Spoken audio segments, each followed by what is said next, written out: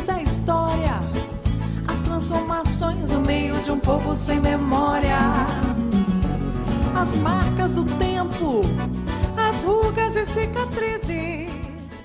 Bom, a gente está aqui com algumas autoras blumenauenses numa roda de conversa, porque a Dayana ela lançou um livro sobre o trabalho da Elke Ehring, uma artista blumenauense também.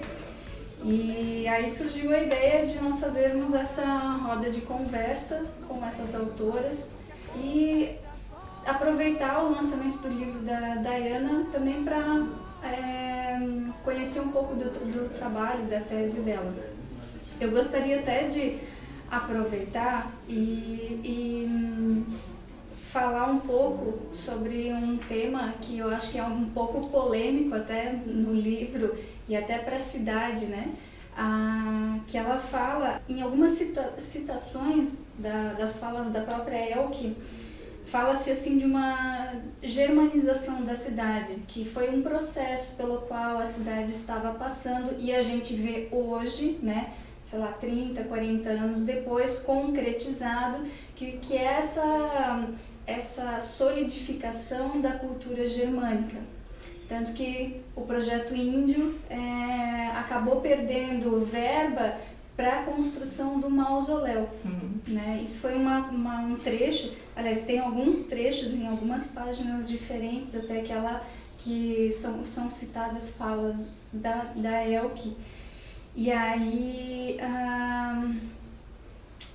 pensando nisso, isso me remeteu à atual situação do país. Né? Nossa situação política, econômica, onde muitas pessoas hoje estão deixando o país em função disso. E a Elke várias vezes falava que ia deixar a cidade, acabou não ficando.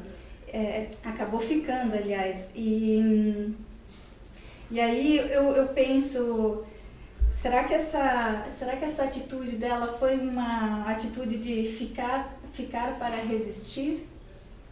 Eu acredito que sim, porque ela tinha todas as condições para sair de Blumenau, ela saiu muitas vezes, né? Sim. Então ela já aos 17 anos foi para Porto Alegre estudar com o Lorenz Hellmeier, que fez os vitrais da igreja, foi onde ela iniciou os trabalhos dela. E depois ela foi para Munique, ficou 2 anos, voltou, foi para Salvador, ficou 1 ano, voltou, foi para Munique, para Berlim, depois a Munique, voltou. Foi para Iowa, para os Estados Unidos com o Lindolf Bell, voltou. Quando voltam, eles criam a Galeria Açuaçu em 1970. Então, eles acredito que queriam realmente fazer de Santa Catarina um polo cultural, né? Então, eram 2 artistas, né? Ela das artes visuais, ele poeta. Então, juntaram tudo isso e a Galeria Açuaçu proporcionava esse encontro de muitos artistas de várias áreas aqui em Blumenau. E ela, uma mulher que esteve em Munique, sendo Munique a referência para o Oktoberfest aqui em Blumenau, né, referência de cenário para essa cidade germanizada. Então, havia um desconforto dela em relação a esse investimento da cidade, né?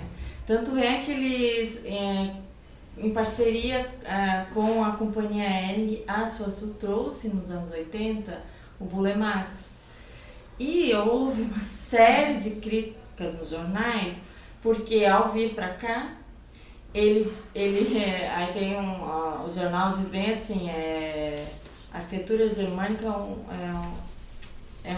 Enxaimé é um aborto da arquitetura. Então, esse título essa fala dele foi como uma baita ofensa para os gestores da época. Eles desmereceram o Burle Marx, dizendo que ele não sabia do que ele estava falando. Imagina, ele é paisagista, arquiteto, né, bem modernista, veio para cá, construiu o Jardim Suspenso que tem na Companhia Ehring, e na época ele veio para fazer uma exposição também. Então, tudo isso gerou um dissenso ali, e a Elke, ela sempre tentou com o Blumenau fazer o diferente, né? Mas sempre, desde que ao longo dos anos 60, ainda até os anos 90, havia declarações dela de que ela queria sair de Blumenau, encontrar um outro lugar. Porque ela tinha esse descontentamento com essa cultura da cidade, eu imagino. Sim, também. Ela falava um pouco disso também, mas ao mesmo tempo tentava fazer algo para mudar, né? Isso, mudar o cenário da cidade. Então, esse olhar para uma cidade que se quer vender como germânica, ela exclui outras diversidades, esse que é o problema, né? Sim. Então, e aí os investimentos vão todos para um lugar e esquecem de outros. E é o que aconteceu um pouco nesse debate com o Projeto Índio. O Projeto Índio foi a participação dela na Bienal de São Paulo, onde ela convidou mais 3 pessoas, era um trabalho em equipe. Então ela convidou um arquiteto, um historiador e uma socióloga. E aí eles fizeram esse trabalho que é muito diferente de tudo que ela fez na obra dela, na trajetória. E para ela poder realizar esse trabalho, ela precisava de financiamento. Aqui está. Ela precisava de financiamento, então eles pediram dinheiro para vários órgãos, né? Tanto a nível municipal quanto estadual, para senadores, deputados e tudo mais. Era um trabalho onde tinha uma cabine bem grande e dentro dele, ele era meio futurista, tinha um índio esculpido por ela de barro. E aí as pessoas adentravam nessa cabine, ela tinha uma vitrine, né? Adentrava-se, tinha um teto ali, tu entrava e via esse índio com toda aquela tecnologia em volta dele, de acrílico, tudo branco, e com sons da floresta amazônica. E de repente a luz de dentro caía e refletia a imagem de quem estava fora. E para isso precisou de muito dinheiro para poder realizar esse trabalho. Então eles pediram financiamento da Câmara Municipal de Vereadores. Deu toda uma discussão se iriam ou não iriam apoiar esse projeto. E aí os argumentos foram vários, né, dizendo que não tinha como ter esse dinheiro, porque a cidade precisava financiar a parte de reurbanização, porque tinha tido uma enchente na cidade. Então teve ali uma rixa de 2 principais partidos. E acabou que ele foi recusado esse orçamento. Mas o grupo já no catálogo, eles tinham colocado o nome de todas as pessoas que tinham contribuído, inclusive a Prefeitura de Blumenau. Mas, como a Prefeitura não contribuiu, eles já tinham rodado material, eles lançaram uma nota no Jornal Santa Catarina, falando assim: como desejamos que desse quadro só façam parte aqueles que realmente têm direito à nossa gratidão pela ajuda prestada à montagem do Projeto Índio, nos vemos obrigados a retificar o catálogo, retirando nessa ordem a Prefeitura Municipal de Blumenau, Félix Tais, Prefeito Municipal de Blumenau, Félix Tais, a Prefeitura Municipal de Blumenau e a Câmara Municipal. Então eles fizeram uma retificação, tirando esse agradecimento. Foi um ato político ali. E eu faço essa leitura de que o Projeto Índio, em 73, ele foi negado pela Câmara Municipal de Blumenau, dizendo que tinha que ter investido em estrutura urbana. E aí, no ano seguinte, eles trazem os restos do caso do Dr. Blumenau, que eu peguei a partir do artigo do Ricardo Machado, que fala sobre esse traslado, investimento do mausoléu e todas as críticas que a Câmara Municipal sofreu da população, dizendo que também a prioridade era para investir na área urbana e não no mausoléu. E aí, no final, eu acabo colocando a imagem dessas duas estruturas arquitetônicas, o mausoléu com uma referência em Chaimel e o Projeto Índio com uma referência mais modernista, né? Então, formalmente também, algo bem diferente. Então, esse foi mais ou menos o desfecho que teve o Projeto Índio. Vocês que estão em Blumenau para resistir? Com certeza. Sempre cantei isso dentro de mim também, vem da música, né? Vocês sabem que o meu amor pela palavra e até chegar à escrita mesmo, né? Veio através da música E sempre no meu repertório, eu sou daqui, né? Olha a minha corzinha, meu olho verde. Mas eu sempre me senti muito brasileira, né? Então, fazendo parte de toda essa mistura, isso sempre latejou muito forte dentro de mim. Se eu vou estudar a história da minha família, e nossa, é uma viagem, né, de espanhol, de europeu, com indígena que tem na minha família também. E a gente é tudo isso, né? Então, isso lateja dentro da gente, não dá para fugir. E a gente tem que continuar fazendo as pessoas acordarem, né? Andar, né? E tem muita gente, tá, que também sente isso, mas parece que aqui na nossa cidade, né, na nossa região, e também agora, né, no nosso país, assim, tem muita gente que só não tem, assim, a coragem de se manifestar, né, de se abrir, de dizer, não, olha, isso lateja dentro de mim, eu sou tudo isso, eu sou todo mundo, né. Diversidade. É na diversidade que se faz riqueza.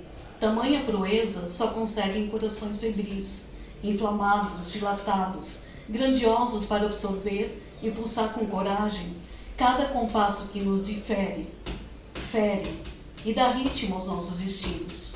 Parem com a hipocrisia, tudo e todos existem e a vida clama por um novo olhar. Corações que seguem assim não permanecem em triste cegueira de iguais e mesmices, permeiam por todas as nuances, enriquecem no desigual e agigantam sua alma liberta. Às vezes não me sinto daqui, né? Não sou daqui, não sou desse lugar, mas sou desse lugar, né? E vou resistir, vou ficar aqui para tocar outras pessoas com a música, com a poesia, com a escrita, né? Tânia, como é que você lida com essa sensação de pertencimento ou não pertencimento em Blumenau que você tem? Como é que você percebe a cidade? Eu tenho uma sensação de busca muito grande. Assim, então, essa coisa até que a Tânia falou de se sentir em vários, né, lugares, eu também tenho. Como se transportasse, você se sente de tudo. Né? Mas também tem essa coisa de raiz, né, que embora tenha bastante dificuldade, né, de romper as coisas, eu acho que sempre tem espaço para transformar. Né? Sempre tem um caminho por onde. Eu acho que é isso que a gente tem que buscar. É por aí que eu penso. Eu me sinto também dentro de uma busca, mas me sinto daqui. Para vocês, para as três, por que escrever é importante? Aí vem aquele momento que vai ficar preto e branco, vai voltar a ser. Eu acho que é uma coisa até meio que natural também, né? Vai se tornando, né? É um exercício escrever também, né? Mas é uma necessidade. Então eu sempre escrevi para mim, né? Lá desde menina, de novinha, sempre a maneira que eu tinha de fazer as pessoas me ouvirem era cantando, que eu escrevia, né? E tem muita coisa que eu não cantei, que eu escrevi e que está lá e foi para aquele momento, né? Então é importante escrever para a gente se traduzir também, né? E Tânia, agora é a tua vez, por que escrever é importante? Eu acho que é uma grande, na verdade, é uma descoberta, né, de você mesmo, como você se escancarar mais um pedacinho de ti, né, você se explorando e descobrindo coisas que às vezes você não perceberia em você, que não viria que você é capaz de fazer, como pedacinhos dentro de você que vão se abrindo. E você precisa de um pouco de tudo, você precisa da tua quietude, você precisa um pouco da tua loucura, você precisa um pouco das tuas inquietações para colocar. Então na verdade, é como se acessar assim, de uma maneira diferente disciplinar também, na verdade. Né? Exige. Eu acho que exige disciplina. Nisso também. Professora Rosemary, tu tens um livro que escreve sobre o AI-5 na academia, né? Dentro do jornalismo. Então, eu pergunto para você, o que você pensa para o jornalismo e para a área da literatura com esse período que nós estamos iniciando agora? Só antes de responder, eu queria falar por que escrever, né? E aí é difícil me ver como escritora dentro desse sentido de querer me desvelar, querer precisar-me de algo, né, para o meu eu. Eu não vejo assim por ser jornalista. Então, para mim, assim, há sempre o ato de escrever é porque eu sempre vi, né, desde tenra idade, que tem histórias que precisam ser contadas. Tem histórias que precisam ser contadas, precisam ser registradas para novas gerações. Então eu sempre me vi como alguém assim, aquele que precisa relatar, que a sociedade precisa de alguém para relatar as histórias. Então eu me vejo assim. Então não é a alma do poeta, né? Que não, exato. Eu não tenho, aí por isso que até é difícil, assim, quando eu tenho 5 livros escritos de minha autoria própria, tenho outro em coautoria, tenho mais uns 5 que eu organizei, tenho dezenas de artigos publicados, então tenho uma grande obra, digamos, escrita.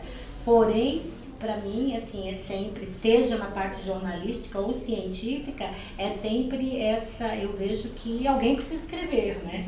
Então, com muito custo e sofrimento, assim, pessoal, eu me coloco, assim, venho já há mais de 30 anos fazendo isso.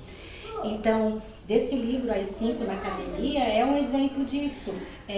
Quando eu soube da história, né, de um orientador meu do pós-doutorado, que ele tinha sido perseguido na ditadura, né, e ele foi demitido da USP, né, perdeu todos os seus direitos, né, por conta, né, de um motivo que construíram, que plantaram.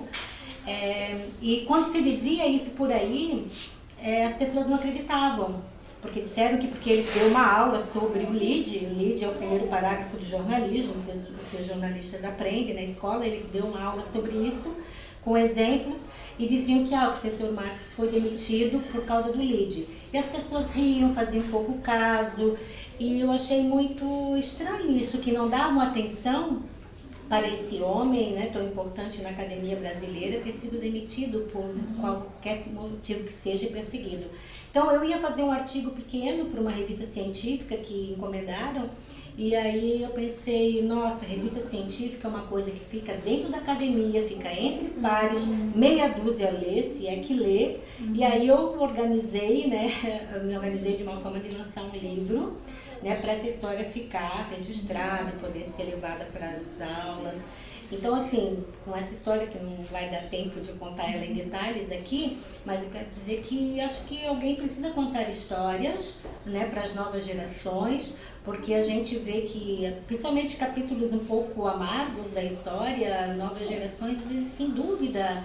E me lembro que sala de aula, outro dia um aluno me perguntava assim, sobre questão de tortura, né, que existe nas cadeias, olhando assim meio dúvida, mas será que isso aconteceu? Eu disse, nossa, a gente está até, porque os livros vão ficando para trás e as novas escritas não trazem isso. Trazem muito de um mundo psicológico, né, e tudo desse universo, mas é preciso de um relato assim mais cru, eu acredito, que é um pouco do papel, né, do historiador também, né?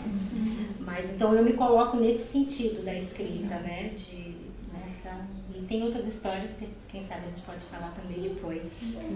Eu, enquanto nessa mesma pergunta, né, porque escrever, eu estou mais próxima da Rosemary, porque meu trabalho artístico é nas artes visuais.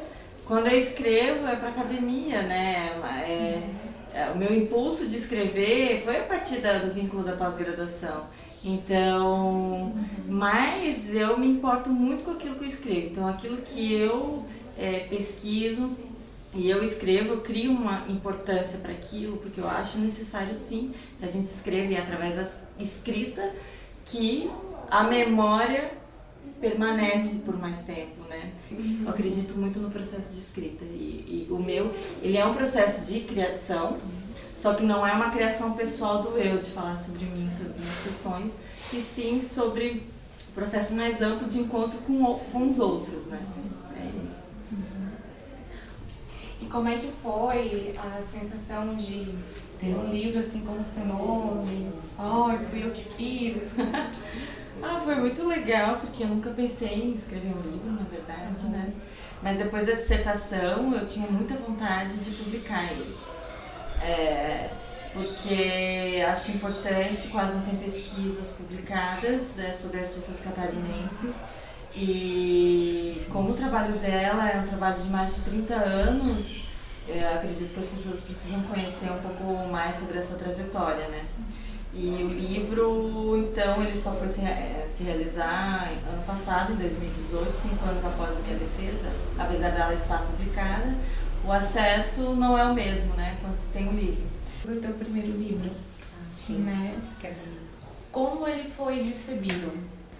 Esse livro, né? Esse meu primeiro livro que eu peguei na biblioteca, porque não tem mais, né? Já esgotou a edição há muitos anos, né? Ele foi lançado em 91, 92, e é a história de vida de Lucy Choinak, a primeira camponesa no Congresso Nacional. A Lucy tem uma história muito importante, né? Eu encontrei ela como ela é repórter, não sei se dá para ver aqui, né? Essa foto que eu encontrei presencialmente em Florianópolis, essa única mulher em meio a uma assembleia de 40 deputados, uma mulher, né? 39 homens.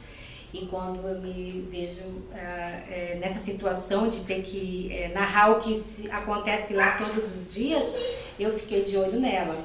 Ela foi a primeira política com mandato em Santa Catarina do PT, né? Isso lá na década de 80, né? Estamos falando. Então, só por isso ela já entrou na história. Depois, também, ela estava na agricultura com até 33 anos, né? Mulher, com filhos, agricultora, e ela vai para Florianópolis ser deputada. Né, deputada estadual, e ela fez parte da Constituinte de 86, logo depois, né, do regime militar, tal, a gente tem a Constituinte Nacional e a estadual. Então eu me deparei com essa mulher, única no meio dos homens, uma agricultora, sai da roça para o parlamento, e aí fiquei 3 anos acompanhando a vida dela com muito interesse. E depois ela foi para o Congresso Nacional, deputada federal, e lá ela aprova a lei que dá a licença maternidade para a mulher agricultora, que até então não tinha direito nenhum. E aí, sim, mostra esse caso dela como é importante ter uma mulher lá e da origem dela, porque senão, quem sabe, até hoje não teria licença maternidade, porque a representação é isso, alguém que vai defender e conhecer mais de perto seus problemas. Então, essa questão da mulher, com a história da Lucy, para mim me marcou bastante, de ficar, né, mais atenta sobre, sim, aí nesse caso, mais do que ser mulher que escreve, ir atrás das histórias das mulheres que precisam ser relatadas. Então, eu assim tenho até, né, eu acho que a gente tem que ir investigar como as mulheres são narradas, como né, as histórias são contadas. E aqui, quando lança esse livro, que são fases da vida dela, né, até o momento que a lei é aprovada da licença maternidade, conta alguns embaraços que ela teve dentro do próprio partido, né, que ficava vendo. Ela, além de ser mulher, vinha da roça, e na época o PT tinha uma linha, 3 linhas, ou era de sindicalista, ou o pessoal que vinha dos movimentos de igreja, né, e o outro que eram os intelectuais. Ela vinha lá da igreja, mas da roça, enfim, e ela sofria preconceito também, né, por não ter estudos, né, lá em Florianópolis. Então, foi esse foco ao contar a história dela, narrativa jornalística, mas, na época, tinha o jornal Estado em Florianópolis, e o jornalista que era um querido, Celso Martins, escritor também, fez uns livros bem interessantes sobre a Rita Garibaldi, ele escreve para ter uma ideia. E ele era do PCB, ele era do Partidão, e naquela época o PCB e PT tinha uma guerra na esquerda, que era uma coisa assim de louco. E aí o dono dessa editora, que era Paralelo 27, é o Odemar Ozen, que é um escritor catarinense também, que eu não sei se o Odemar é de Blumenau, mas ele estudou em Blumenau, Direito na FURB. Escreveu muitos livros também. É um poeta, querido. E aí o Odemar foi editar esse livro. Os dois eram do Partidão, o Partidão chamava o Partido Comunista, né? O Odemar e o Celso. O Celso sabe do livro lá dentro da editora, e no jornal O Estado, que era um jornal de grande circulação em Santa Catarina, ele vai e lança, e é manchete de capa do jornal Estado: Lucy lança livro bomba contra PT. E foi muito engraçado isso, porque não fazia sentido nenhum, mas conhecendo, quem conhecia o Celso, polemista do Partidão e tal, mas também gostava, né, de mexer um pouquinho. Nossa, aí deu um alvoroço, sabe, naquilo. E aí as pessoas só poderiam entender que não tinha nada a ver depois de ler o livro, né? Então, na verdade, ele ficava assim, meio que ajudando a editora do amigo, na verdade, a vender o livro. E a Lucy ficou meio assim, daí, porque eu não foi um livro sob encomenda, eu fiz como jornalista, mas claro que a Lucy leu antes, eu, com todo respeito, estava usando a vida dela numa obra, ela leu e disse para mim simplesmente, né, esta é a minha vida. Bastou isso, a única frase que ela me disse. Então teve essa manchete aí para ele, de procurar livro bomba. Nana, como é que o público recebeu a tua primeira obra? Minha primeira obra, assim, a primeira obra mesmo que eu publiquei foi a Casa dos Sentimentos, né? Que é uma menina narrando sentimentos e tal. E tem coisas lá que eu não escreveria mais daquele jeito, né? Mas é um livro que até hoje ele circula muito por todo o país, até a gente vendo muito esse livro. Acho que as pessoas se identificam porque com o medo que eu expressei ali, que eram medos meus também, sobre o amor, né? Tem um menino que fala cheio de amor, o danado do medo, sobre a saudade. Eu vou falando sobre essas coisas. Isso foi a minha primeira obra mesmo. E agora eu estou com outros livros, o Parece Gente, aí eu fui também me reconhecendo, né, nesse meio do caminho e evoluindo também, né? Mas o Monstro do Pé Molhado, que a gente falou aqui também, foi logo depois. Hoje o último que eu fiz é O Abraço Gigante, também, que fala de uma relação da menina com o mar, né? Que tem também, tem muito da gente, né? Da coragem de mergulhar. E na ficção, uma coisa muito legal, né? De quando a gente escreve também para a infância, a gente também coloca muito na ficção, né? A gente precisa da ficção para sobreviver, né? Então, eu tenho medo da água até hoje, né? Eu tenho medo de mergulhar, assim, eu sou aquela que vai pisando um pezinho de cada vez ali na água, né? Só que no meu livro do Abraço Gigante, nossa, a menina de cabelo azul, ela encontra com baleia, com tartaruga, ela vai lá pro fundo do mar, né? Então é muito legal porque quando a gente escreve, a gente acaba vivendo, né, criando coragem para tanta coisa, né?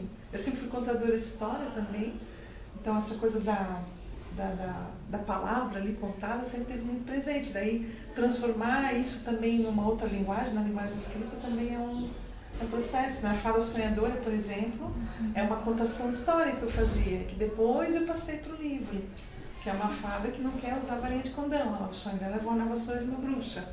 Então ela negocia, né? Luz e sombra, né? Das duas. Uma desconstrução total, né? Uma desconstrução, assim, simples, tal, mas que tem muita coisa ali por trás.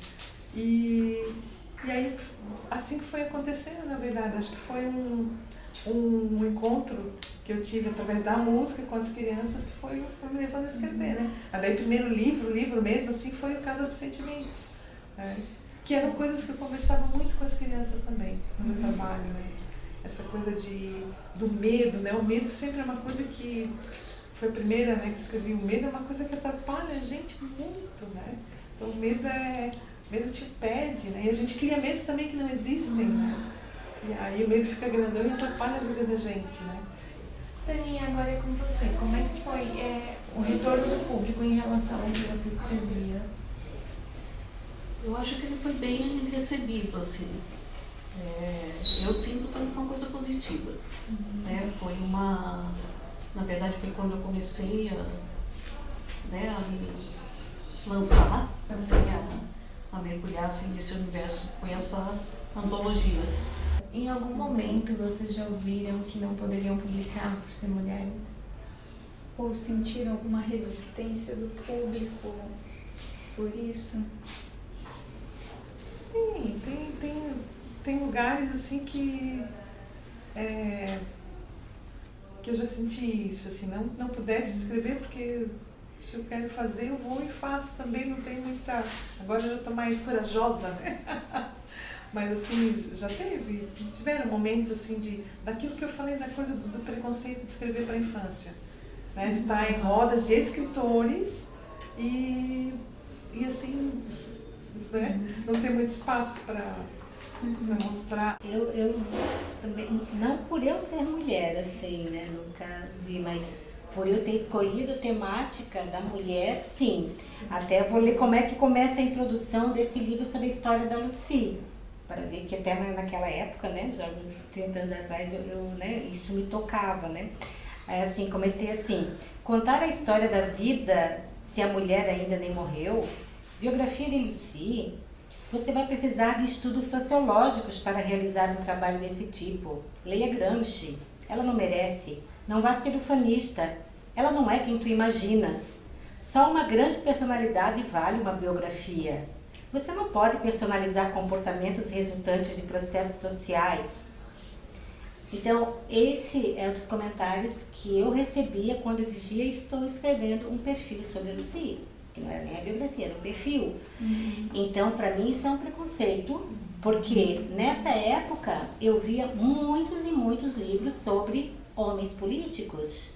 E faziam grandes festas, grandes, sabe, coquetéis para lançar. E eu só de falar e escrever um livro sobre ela, eu sinceramente, eu resisti para poder escrever.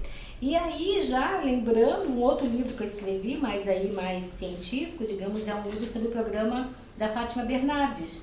Né, como jornalista, hoje eu trabalho mais com pesquisa, e quando ela sai da bancada do Jornal Nacional e vai para o programa, eu comecei a analisar como um gênero jornalístico, diversional.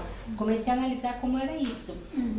E da mesma forma, aí eu digo nos encontros científicos que eu participo hoje, encontros acadêmicos, a gente faz pesquisa, o fato de eu fazer uma pesquisa sobre um programa da Globo, Fátima Bernardes, ainda saindo do Jornal Nacional, nossa, era, sabe, assim, era muito preconceito. Ai, o que é isso? Ai, vai fazer o quê? Você vê ela dançando? E aí era só comentários diminuindo. Então a gente sente sim esse ingrediente. Agora eu penso que está mais eu acho que está mais na narrativa em si, no conteúdo, do que o fato de assinar uma mulher, um nome de mulher na capa, sabe? É pelo menos o que eu passei e vejo em outros casos também. Em Um Teto Todo Seu, que é o livro que eu tenho aqui, da Virginia Woolf, ela fala, e essa é uma pergunta extendida para todos vocês, daqui a pouco a gente vai falar mais sobre isso também, que a mulher, para escrever, ela precisa ter uma quantia X de libra, de din-din, né? E um teto, um espaço para que ela possa se desenvolver e escrever. Então, acho que para fazer arte visual, as artes plásticas, a gente precisa disso também? Precisa, porque a tua criatividade ela também vai de encontro com o tanto que tu tem financeiramente para poder realizar, né?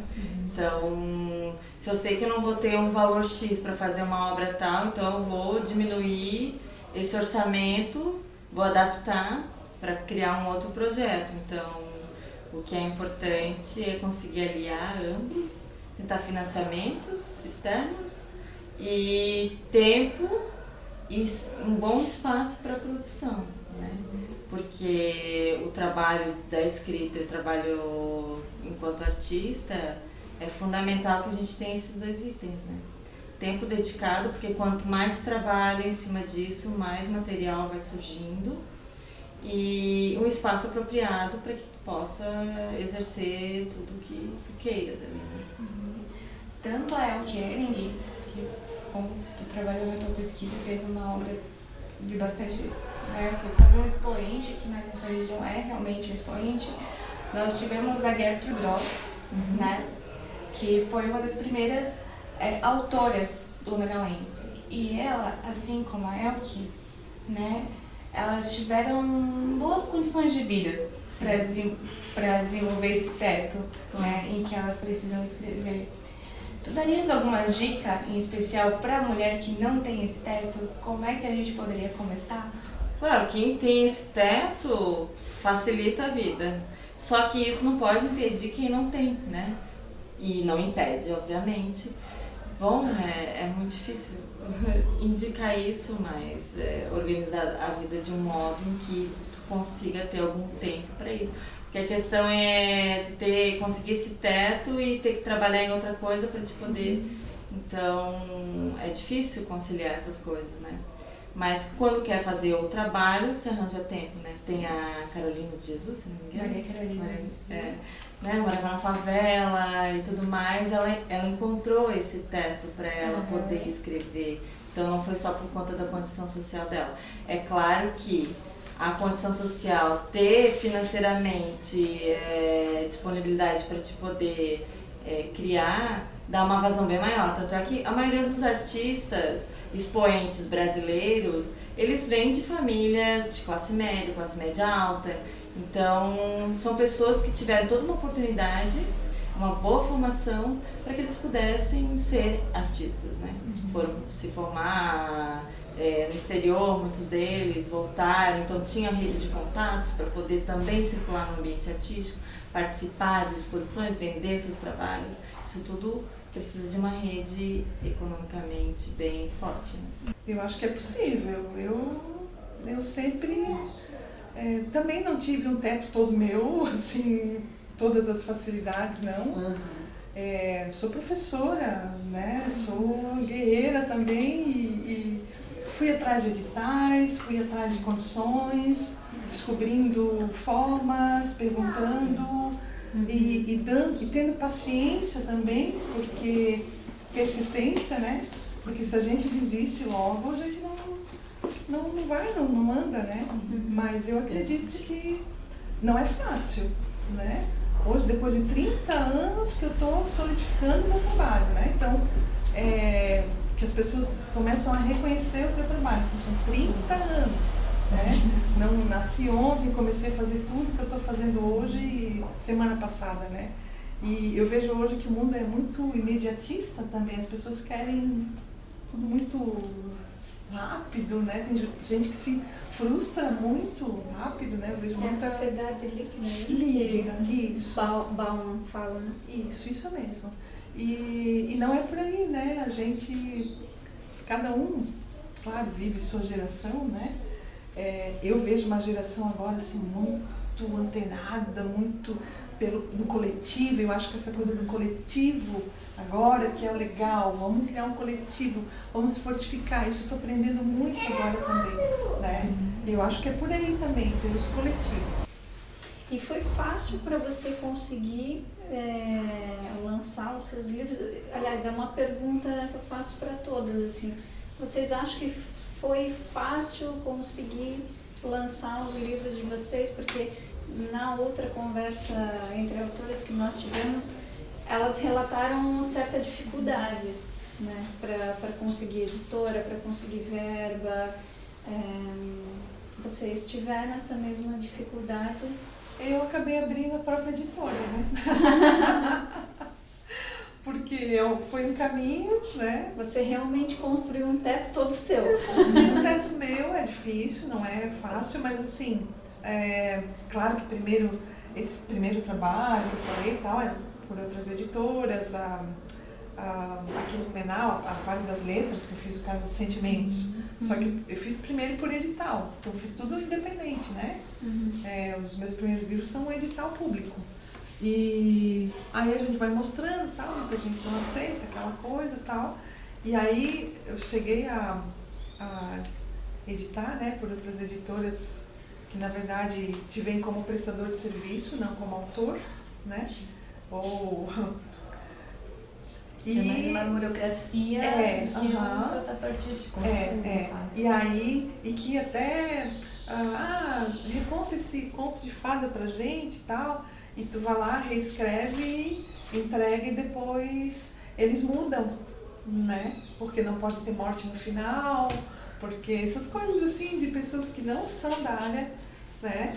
Mas são donos da editora e se acham no direito que não conhece o universo infantil, né? Mas conhece o outro universo, né? Comércio, né?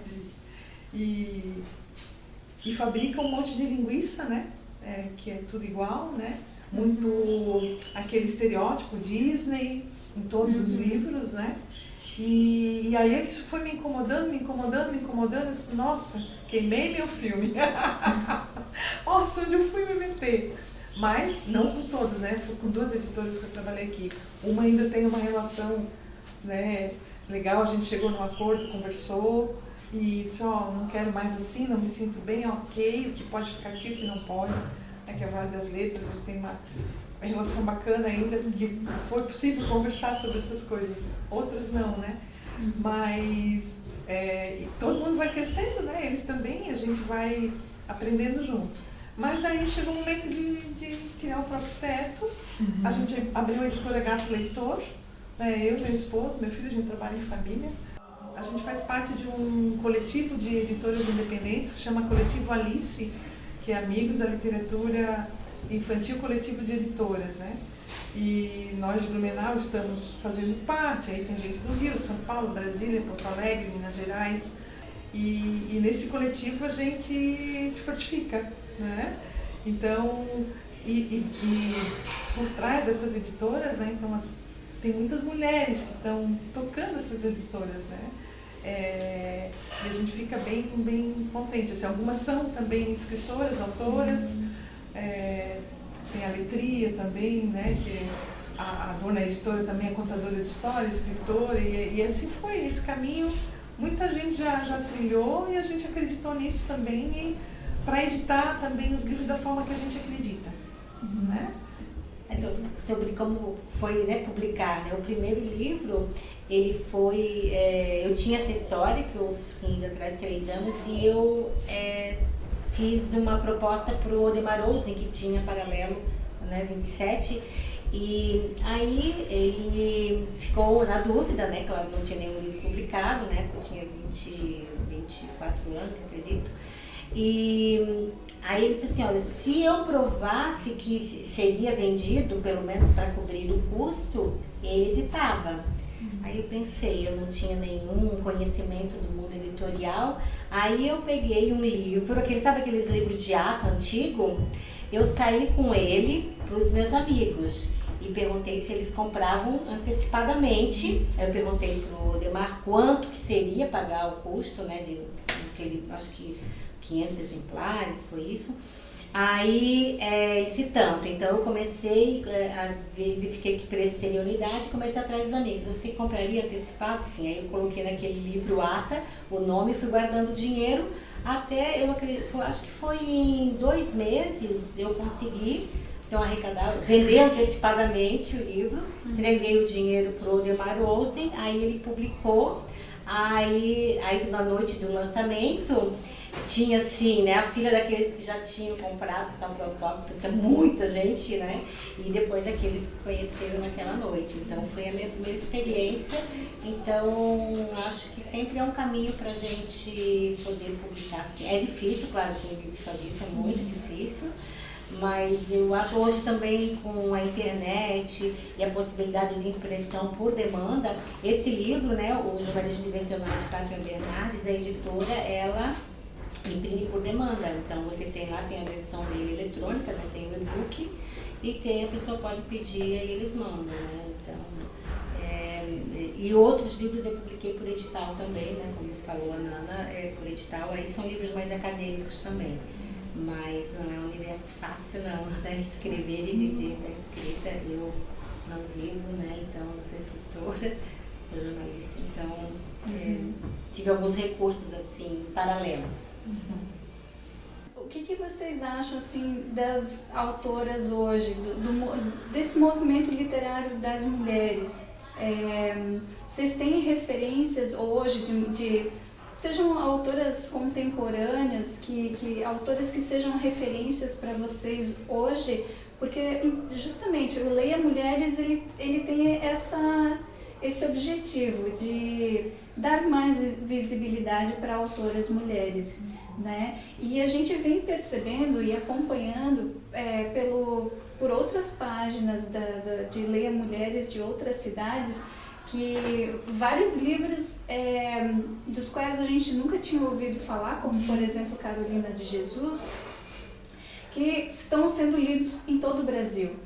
Inclusive entraram no vestibular da CAF, o da Carolina de Jesus entrou no vestibular da CAF, se eu não me engano, ou foi da Conceição Evaristo, uma dessas duas. Mas enfim, duas autoras negras, muito pouco conhecidas e que me parece assim que está havendo um movimento para elas ganharem espaço e se tornarem referência também. Então eu gostaria de saber de vocês se hoje assim vocês têm referências de autoras mulheres. Sim, né? Várias. Eu assim, ultimamente, eu tenho lido muito a Márcia Tiburi, a Chimamanda também, né? Esses livros sobre feminismo, até para reciclar esse conceito também, né? Dentro de mim também. Clarissa Pinkola Estés, que eu adoro também, Mulheres que Comem com Lobos, a Ciranda Mulheres Sábias, que vocês também trouxeram para a roda, né? Eu li também gosto muito. Aí tem a Adélia Prado também, que tem mantras assim, da Adélia Prado para minha vida, assim, tipo, meu Deus, me dá 5 anos, me dá a mão, me cura de ser grande, né? Você fala isso. Então tem autoras assim que a gente vai lendo e vai virando assim mantra pra gente algumas coisas que elas escrevem, dizem, né? Adriana Falcão também, que fez Mania de Explicação, que é um livro maravilhoso, também escrevem para a infância também, Silvio Toff, nossa, tem tanta, que mais, gente? Vamos lá. Hilda Hilst. Ai, sim, com certeza. Hilda, que também fez um livro agora também para a infância, né? Vocês viram também. O que mais? Para não deixar de citar um nome, né? Eu acho que jornalismo, eu gosto muito da Eliane Brum hoje, como um nome, né? Que a gente deve passar nomes aí para as novas gerações também, né? E eu acho que ela é importante. Tem um livro que eu gosto muito, que na verdade não eu orientei como professora, mas tenho que falar que foi com a Lohane Beatrice, que é uma escritora da nossa cidade, de Blumenau, uma maravilhosa, que foi minha aluna na publicidade, mas ela já escreve antes, ela escreve contos infantis, juvenis e poesia, e aí eu orientei uma pesquisa dela, né, que a pesquisa foi sobre contos de fada na publicidade. E aí quando termina esse trabalho na faculdade, eu vi, nossa, isso não é um trabalho para ficar aí, né, lá no trabalho científico e tal, e eu propus a ela a gente fazer assim, né, uma adaptação para uma obra didática para ser usada nas escolas. Então, esse livro Contos de Fada, Magia e Persuasão, mas eu fui orientadora só, mas preciso, com isso, também lembrar do nome da Lohane Beatrice, que hoje vive em Paris, né? Ela é professora, terminou a sua tese de doutorado, trabalha com arte, teatro também lá. Como é que vocês enxergam a arte, a cultura em Blumenau sendo produzida por mulheres? Porque por muito tempo nós estivemos sempre nos bastidores, mas sempre criando, né? E como é ser mulher artista ou mulher que escreve em Blumenau? Bem, eu acho que falar de mulher, né, escritora em Blumenau, a gente não pode nunca, né, esquecer da Uda Kliger, né, que a gente pode considerar ela é pioneira no sentido assim do nome que ela alcançou, né?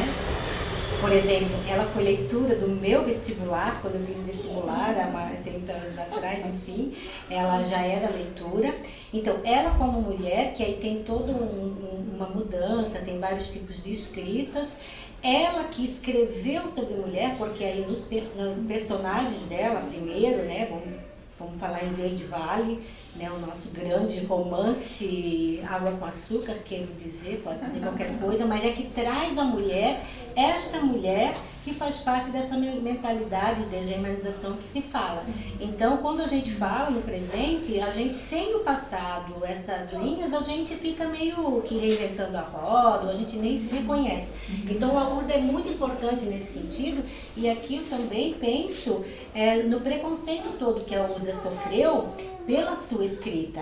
Então, ela escreve Verde Vale, que ele é fundamental para a gente entender até a mulher dessa cidade, né, no sentido colonizador, e aí com uma linha de preconceito em relação à escrita, qualquer tipo que seja, a gente pode falar em várias formas de preconceito, as pessoas não entendem bem, né? E aí começa a ver a obra dela, depois vê as crônicas, e eu acho que isso tem a ver com preconceito em relação à mulher também. Tanto do ponto de vista de como a mulher é retratada em qualquer tipo de obra, como ela quando escreve também. E eu acho que nós, assim como leitores e educadores, a gente tem uma dívida com a Urda no sentido de incompreensão. E eu falo isso por ser blumenauense e eu tenho nessa coisa de escritores da minha terra. Então eu gostaria de destacar o nome da Urda nesse contexto de Leia Mulheres. Tem várias escritoras ainda que estão resistindo aqui, continuam, né?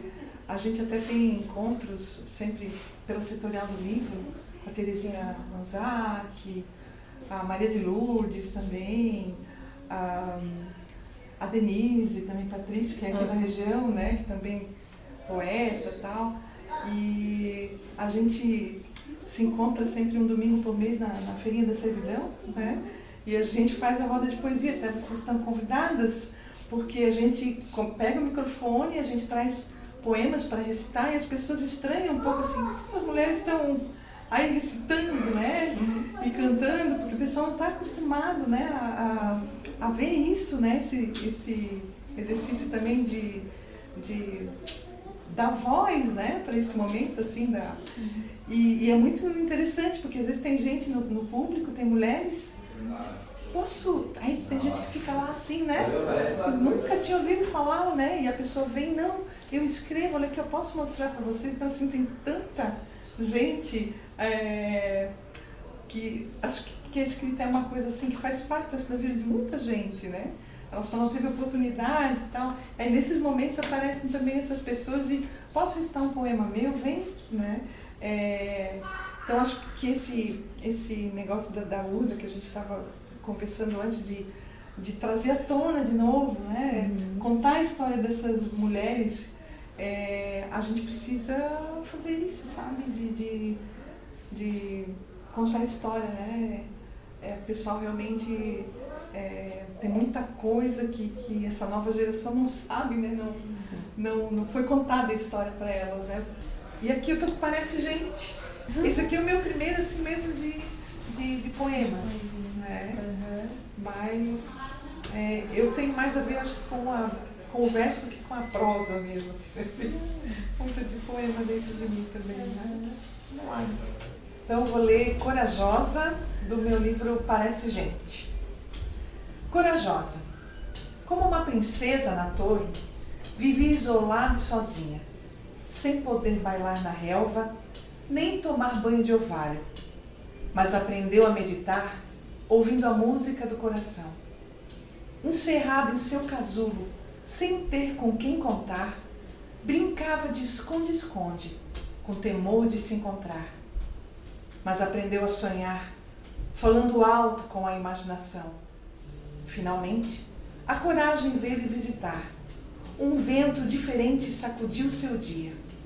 Ela reuniu todas as suas forças, jogou fora as roupas do medo, rompeu paredes e muros, criou asas, mudou de cor. Então, aprendeu a voar, a voar, a voar, a voar. Tânia, você tem alguma referência feminina de artista em Blumenau? Eu gosto muito de... Eu tenho convivido, né, bastante com as artistas que ela estava falando, né?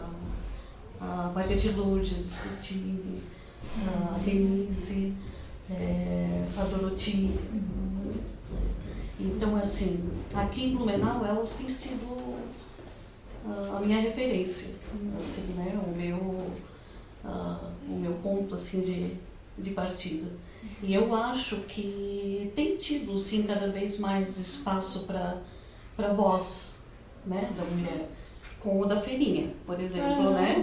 Que vai, eu acho isso fantástico, assim, porque é como a Nanda falou, assim, aparece alguém lá com um trabalho, quer falar, você tem espaço para isso. É um ato tão simples, tão pequeno, né? Mas que faz diferença. Exatamente, né? ações simples que podem fazer uma diferença para né, para quem está procurando um espaço para isso. Vou ler Plenitude. Finda mais um dia, e no silencioso aconchego da noite, ainda ouço o som da beleza do que vivi. Ainda sinto a alma branda e elevada. O vento me traz a paz da sabedoria. Escancare as portas, escancare as janelas, deixe as cortinas balançarem. Rendam-se ao encanto do propósito que mora em cada momento. A vida é luz em todos os seus caminhos, e meus vazios já são espaços altos e livres, prontos para serem preenchidos pelo desconhecido. Sim. Bom, então, para finalizar, a gente gostaria de agradecer a participação de vocês, as trocas que vocês fizeram conosco. Foi muito interessante, foi muito bom. Com certeza essa conversa aumentou ainda mais a nossa vontade e curiosidade por conhecer mais do universo feminino, das publicações, das músicas e dos livros escritos e vindos e criados por mulheres. Em Blumenau e fora de Blumenau. Isso, no mundo. Da nossa aldeia para o mundo. Sim. Isso. Obrigada, gente. Valeu. Obrigada.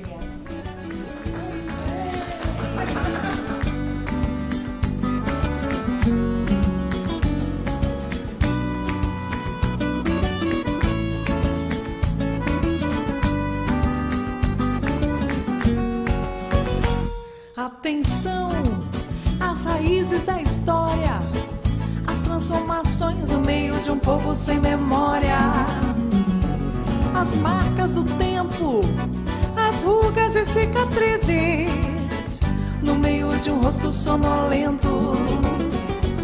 Atenção ao choro de alguém, ao desejo contido no meio do mal e do bem, ao mundo lá fora, ao dia de hoje, no meio do tempo que acontece agora, no meio do tempo que acontece agora.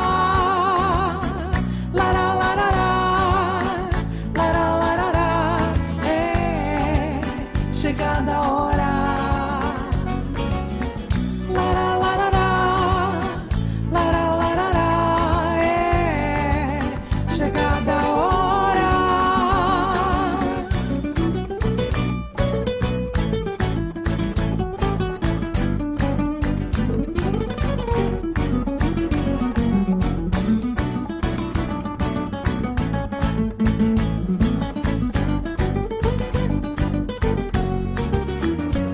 Atenção aos sinais do astral, aos sons desenhados no meio do bambuzal, ao movimento dos rios.